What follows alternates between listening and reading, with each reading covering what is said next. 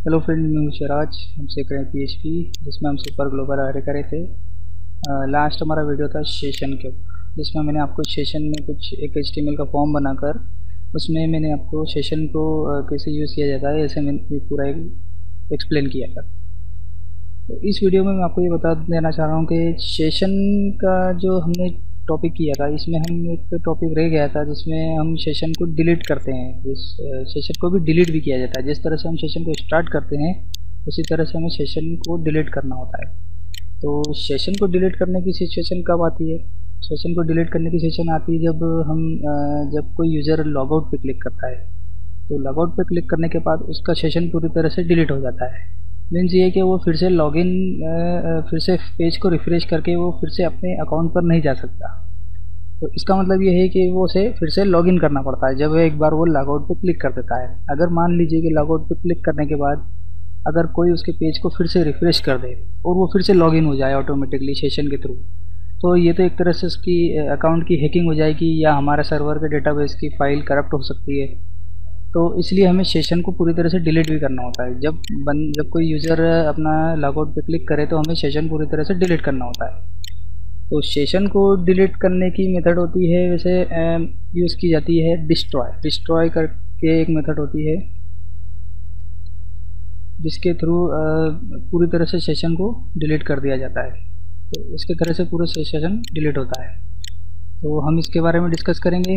इसके पहले मैं एक और मेथड बता देना चाहता हूँ जो यूज़ में आती है अधिकतर, अनसेट। एक ही मेथड भी यूज़ में आती है।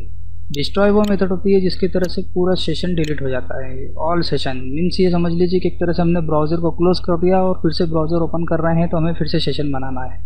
इसमें डिस्ट्रॉय में ऐसा होता है। इस मेथड की मदद से हम पूरी तरह से सेशन को डिलीट कर सकते हैं। बट अनसेट वो मेथड होती है जिसकी मदद से हम कुछ डेटा को डिलीट कर पाते हैं। तो इसे भी हम एग्जांपल के थ्रू देखेंगे, दोनों को हम देखेंगे वन बाय वन। तो मैं फिर से अपने फॉर्म पर आता हूँ जो हमने लास्ट वीडियो में बनाया है।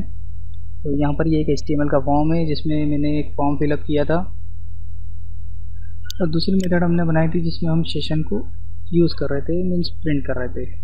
तो मैं इसी को एक फॉर्म को एक बार और फिर से आपको चला के बता देना चाहता हूँ और उसके बाद फिर हम हमारे एग्जाम्पल्स को देखेंगे। तो फिर से हम आते हैं, ये हमारा फॉर्म था और ये एरर जो आपको मैंने बता रहा था पिछली बार भी कि जो ये अनडिफाइंड बता रहा है, इसका मतलब ये है कि अभी सेशन जनरेट नहीं हुआ। जब ये सेशन जनरेट हो जाएगा तो ये सारे वेरिएबल जो होते हैं यूज़र नेम और ये यूज़र नेम पासवर्ड ये सब यूज़ में आ जाएंगे, तो ये ऑटोमेटिकली डिफाइन हो जाएंगे। तो अभी ये अनडिफाइंड बता रहा है, हम यहाँ पर यूज़र नेम देते हैं, पासवर्ड देते हैं, ये हो चुका है। ठीक है, अब मैं यहाँ पर दूसरी कॉल करता हूँ दूसरी फाइल है हमारी जिसको मैं कॉल करता हूँ, तो जिसमें हमने यहाँ पर सेशन को यूज़ भी किया है। ठीक है, ये जो हमने सेशन को यहाँ पर इस फाइल में प्रिंट कर लिया है, मतलब मीन्स यहाँ पर मैंने अपना पासवर्ड और यूज़र नेम यूज़ हो रहा है। तो अब हम देखते हैं, सबसे पहले इसमें यूज़ करेंगे हम सबसे पहले डिस्ट्रॉय क्या होता है और इसे कैसे करते हैं। तो डिस्ट्रॉय फ्रेंड एक तरह से ये पूरे सेशंस को डिलीट करने के यूज़ में आता है। मीन्स जो भी मैंने यहाँ पर यूज़र नेम और जो पासवर्ड डिफाइन किए हुए हैं, जो मैंने फर्स्ट फाइल में यहाँ पर दिए हुए हैं, आप यहाँ देख रहे हैं ये रहे, तो ये सब इसी तरह यूज़ में आते हैं। तो ये इनको डिलीट करने के लिए यूज़ में, मतलब कहने का ये कि हमने जो भी सेशन डिफाइन किया है और सेशन के एक तरह से अरे है, तो इसमें जितने भी वेरिएबल जो वैल्यूज यूज़ में आ रही है वो सब डिलीट हो जाएगी पूरी तरह से। तो हम यहाँ पर इसको एक एग्जांपल का देख लेते हैं कि ये कैसे यूज़ में आता है। यहाँ यूज़ करने के लिए हमें लिखना होगा सेशन अंडरस्कोर डिस्ट्रॉय सेमीकोलन। इसके थ्रू ये सेशन पूरी तरह से डिस्ट्रॉय हो जाएगा और ये फिर से यूज़ में नहीं होगा। तो यहाँ पर हम इसे इस तरह से लाइन को लिख कर, अब अगर मैं चाहता हूँ कि फिर से ये लाइन में प्रिंट कराऊँ तो मैं इसे यहाँ से कॉपी करता हूँ और इसी के नीचे फिर से मैं इसे डिफाइन कर देता हूँ। अगर ये सेशन डिस्ट्रॉय हो जाएगा तो इसका मतलब ये दोनों यहाँ पर एक्सेस नहीं होंगे। अगर ये डिस्ट्रॉय नहीं होता है तो फिर ये दोनों भी यहाँ पर हमें प्रिंट में दिखाई देंगे। तो इसे थोड़ा सा हम एडजस्ट कर देते हैं लाइन में, ताकि ये हर बार आउटपुट नई लाइन में हमें दिखाई दे। तो यहाँ पर आप देख रहे हैं कि ये ऊपर जब सेशन स्टार्ट है तो यहाँ पर ये सबसे पहले दोनों यूज़र नेम और पासवर्ड को प्रिंट करेगा, जैसा कि हम देख रहे हैं आउटपुट में। और सेशन डिस्ट्रॉय होने के बाद फिर ये यहाँ पर प्रिंट नहीं करेगा। अगर डिस्ट्रॉय सक्सेसफुली चल जाता है तो ये प्रिंट नहीं करेगा, और अगर नहीं चलता है तो ये फिर से हमारा इन दोनों आउटपुट को ये प्रिंट कर देगा। तो इसे मैंने सेव किया है, मैं इसी फाइल को रिफ्रेश करता हूँ फिर। अब ये देखिए यहाँ पर ये सभी को अनडिफाइंड बता रहा है, लाइन नंबर 5 में भी, लाइन नंबर 6 में भी, लाइन नंबर 10 और 11 मीन्स कि हमारी ये लाइन नंबर 5 है, लाइन नंबर 6 है, लाइन नंबर 10 है और 11 है।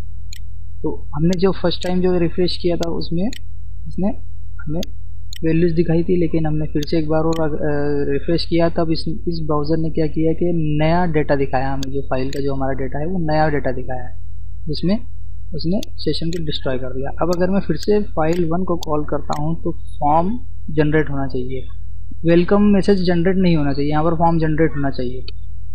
ये देखिए यहाँ पर फॉर्म जनरेट हो रहा है, यहाँ पर फॉर्म आ रहा है। तो इसमें हम एक काम करते हैं, फिर से रजिस्ट्रेशन करते सेशन बनाते हैं। ये सेशन बन गया। अब मैं फिर से अगर इसी फाइल को कॉल करता हूँ तो यहाँ पर वेलकम मैसेज आ रहा है, आप देख रहे हैं। तो इसका मतलब ये है कि सेशन अभी भी है। अब अगर मैं फिर से यहाँ पर फाइल 2 को कॉल करता हूँ, यहाँ सेशन दिख रहा है, 2 बार आ रहा है यहाँ पर।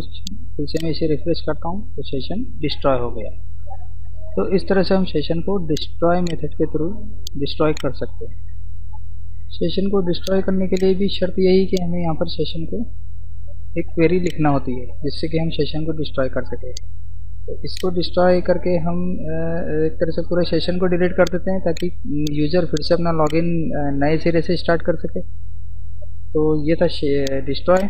तो इसका मैं आपको एक एग्जांपल बता देना चाहता हूँ कि हमने यहाँ पर यूज़ किया था लॉगआउट, जिसमें मैंने आपको बताया था। तो इस लॉगआउट की हम एक फ़ाइल बनाएंगे।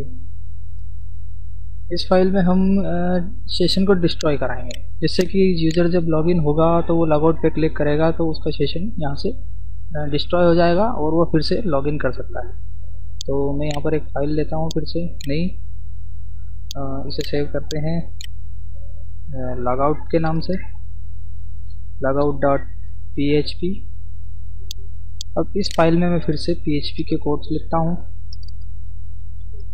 और जो हमने डिस्ट्रॉय यहाँ पर यूज़ किया था, इस डिस्ट्रॉय को हम यहाँ से उठाकर कॉपी करते हैं, यहाँ पेस्ट करते हैं, और इसी सेशन को फिर से, क्योंकि सेशन क्वेरी भी देना होती है हमें हर फाइल में। अगर हम सेशन को लेकर कोई भी ऑपरेशन कर रहे हैं, जो भी हम एक्टिविटी कर रहे हैं, तो हमें इसे सेशन को लेना ही होता है, यहाँ पर स्टार्ट कराना ही होता है, एक क्वेरी देना ही होती है। तो यहाँ पर हम दे देते हैं। अब यहाँ पर देख रहे हैं आप कि जब भी लॉगआउट को फाइल को कॉल किया जाएगा तो यहाँ पर सेशन स्टार्ट हो रहा है और फिर उसके बाद सेशन डिस्ट्रॉय हो रहा है। तो यहाँ मैं एक इफ़ कंडीशन दे देता हूँ, जिससे कि हम ये चेक करेंगे कि सेशन जो है खाली है या नहीं। तो इसके अंदर मैंने इसे दे दिया है। यहाँ पर मैं एक फंक्शन जो मैंने लास्ट टाइम आपसे डिस्कस किया था इसके बारे में, इसे यूज़ करूँगा। अगर ये सेशन एम्प्टी है तो ये इफ़ कंडीशन ट्रू हो जाएगी और इसका ब्लॉक एग्जीक्यूट हो जाएगा। यहाँ पर सेशन डिस्ट्रॉय हो जाएगा पूरा तरह से, सेशन एक तरह से पूरा एम्प्टी हो जाएगा। और फिर यहाँ पर हम चेक करेंगे कि सेशन एम्प्टी हो गया है। अगर यस तो फिर ये इफ़ कंडीशन का यहाँ पर ब्लॉक चलेगा। और यहाँ पर मैं आपको एक क्वेरी बताता हूँ, जिसके थ्रू हम एक पेज से दूसरे पेज पर स्किप कर सकते हैं इंटरनली, बिना यूज़र के इंटरफेयर के। मीन्स ये कि ऑटोमेटिकली वो पेज स्किप हो जाता है। तो यहाँ पर एक होता है हेडर, और यहाँ पर हम देते हैं इसमें लोकेशन, जो कि डबल कोट्स में होती है। यहाँ लोकेशन दी जाती है, लोकेशन कॉलन, और यहाँ पर हम उस फाइल का नाम देते हैं जिस फाइल पर हमें इसे पहुँचाना होता है। तो यहाँ पर हम इस फाइल को लॉग आउट करके हम फिर से इस फॉर्म पर लाना चाहते हैं, जिस पर हम फिर से इससे लॉगिन कर सकते हैं। तो यहाँ मैं दे देता हूँ इसका नाम डेमो सेशन